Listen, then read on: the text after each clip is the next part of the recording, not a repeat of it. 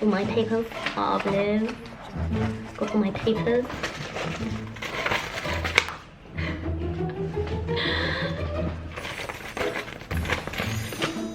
It's time to talk yo-yo dieting.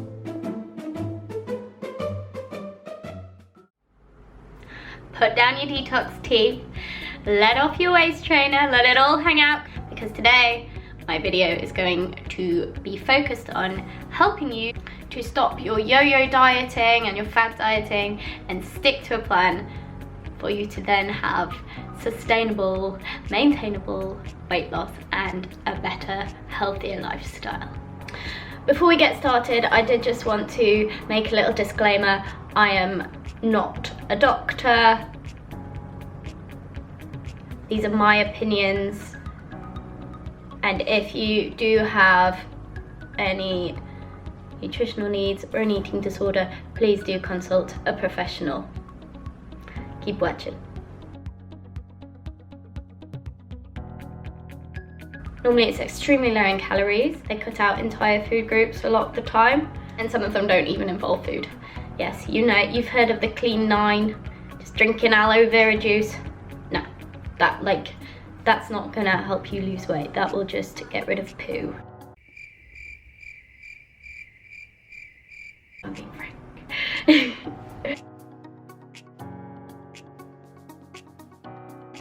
When you've been restricting your calories for a prolonged amount of time severely, your metabolism will slow down to adjust to that, so that your body can still function on the decreased amounts of fuel that you are giving it.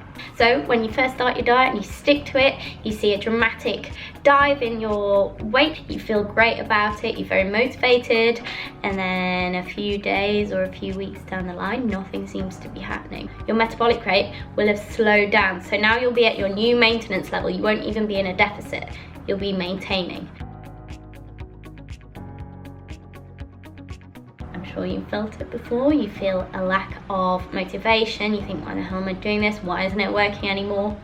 You also probably feel shitty because you haven't been giving your body enough fuel, so you're probably quite tired. Your mental functioning probably isn't that great either. And so you think, fuck it, I want a big chocolate cake. So you go and you binge on whatever you want, and then you go back to old eating habits, whatever they might be. What then tends to happen is you put all the weight back on, and then some, because you're now eating above your new maintenance calorie rate.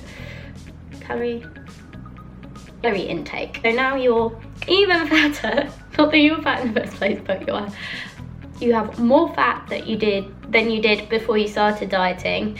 You feel rubbish, your self-confidence feels low, so you think, right, I'm gonna have to do this again. Let's go on another diet. And that's where we get the yo-yoing. Another branch of the yo-yo dieting would be binge restrict. So as a rule of thumb, the slower you lose the weight, the more maintainable it's going to be, the longer you're going to keep it off, or hopefully you'll keep it off for good. Number 1, most importantly, you've got to love yourself. You've got to love your body as it is now. Otherwise, you're never going to be happy. There is a lot of people that are much worse off than you. Have some self-respect and some self-love. That will then give you the motivation that you need to do what is good for you and what is right for you and what you deserve. And that ties in with my second point, which is having confidence in yourself. You've got to believe that you can do it and that you're capable of doing it. Because if you don't have that belief or that feeling, then you're more than likely going to fail, because you have negative thoughts or doubts in your mind. You've got to keep in with them positive thoughts. I'm all about the positive mindset.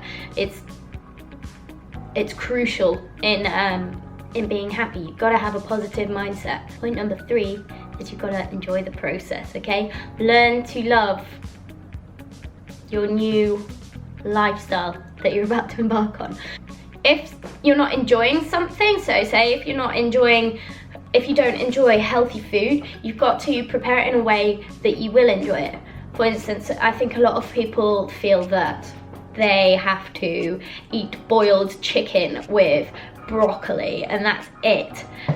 Well, no, that's not going to be enjoyable. You can get creative. You could season it, prepare food in a way that you will enjoy it, but just be smart about the ways you're preparing it. Okay, for instance, say if I'm cooking in a pan, I just own a really good non-stick pan, and say if I was doing a stir fry, I wouldn't use olive oil, I'd use water if I didn't want to use the fats, have the fats. That's one where you can cut down on your intake really easily, just cook in water, or use a cooking spray. And with your training as well, you've got to do something that you love. If you're not enjoying spending an hour on the treadmill, I mean, I don't know many people that do enjoy doing that, then change it. You don't have to be doing a certain thing. As long as you're moving your body and you're enjoying it, the endorphins are going to be flowing, you're going to be burning calories. So don't feel like you have to, there's one way to do it, because there definitely isn't. Okay, and my final point is goal setting. If you have something to work towards, then you have some motivation, you have something to be motivated for. I have a few pointers here that some of you may already know about goal setting, that I think will really help you along. When you are goal setting, you want to be setting some short-term goals for yourself, something that you can achieve straight away. For example, drinking more water and making better food choices. So instead of having a chocolate bar in your coffee break tomorrow, have an apple. Like, it can be something as simple as that. So they short-term goals. Then you have your medium-term goals, medium-term goals that you can set to be achieving in a few weeks to a month's time. So this could be something like planning your meals the evening before, so that you can take them into work with you and you don't have to think, oh shit, I've got no food, there's McDonald's around the corner, I'll go there, yeah? And then you've got your long-term goals. This can be anything from 6 months away to a year away. And it's something that you want your short-term and medium-term goals should be geared towards. It could be, I want to be eating 3 balanced, healthy meals every day, consistently, with 1 indulgence on a weekend. An example. And I want to be doing that consistently. When taking your goal setting into considerations, there's a few,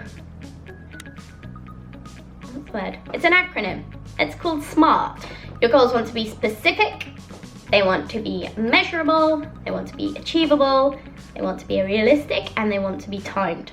You can't be making goals like, I want to look like a Victoria's Secret model now. That's not realistic.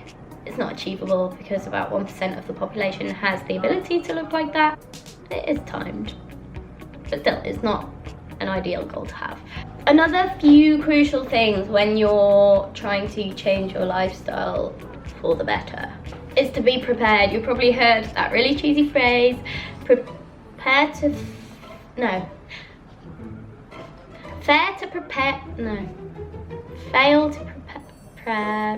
fail or fail to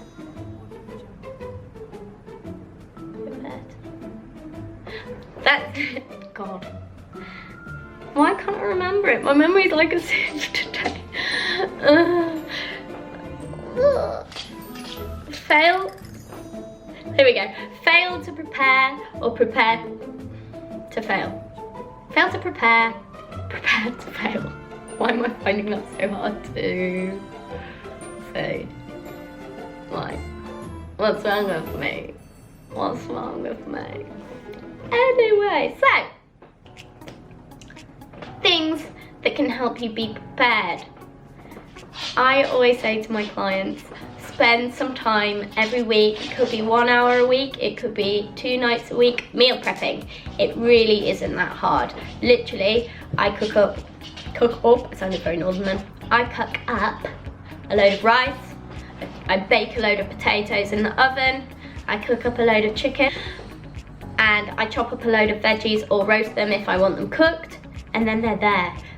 If you are someone who works away from home, if you have a lot of Tupperwares, I would invest in a lot of Tupperwares. You can then put their meals together for, say if you did it on a Sunday, for Monday and Tuesday, and then dish the rest up and put it in the freezer. Then the night before, you get them out.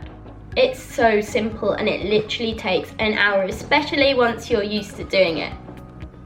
What do you feel is standing in the way of your goals? It could be that you do work long hours and you don't have time to prepare your food. So then you've got to look, we'll use that as an example, then you've got to look at how you spend your time when you're not at work. So say you spend 2 hours on a Sunday watching telly or catching up on a series. Split that time in half. Watch 1 episode or 1 hour's worth of telly, and then use that other hour to meal prep. It's just about making your time efficient and time management. You just got to set it out in your diary, get organized with that. Also plan what you're going to eat as well. Keep a food diary, see where you're going wrong. Just write down what you're eating, and then you can use looking back on that diary to then help you make those changes. My last point, don't obsess.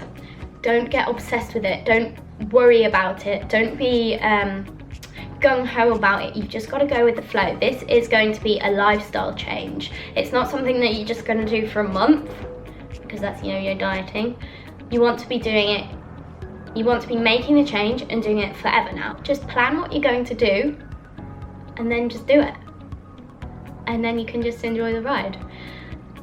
I think that's what helped me stop eating stupidly, was just not thinking about it that much, just being like, right, this is what I'm going to eat for my next meal, put it into my fitness pal, and then I just eat it. I don't think about it, I just do it. I love that phrase, don't think, just do. So I really hope that this video has helped you. If you do have any more questions or anything you'd like to see on the channel, please feel free to leave a comment below. I'm more than happy to answer them for you. So from me and this little guy, see you in the next one, guys.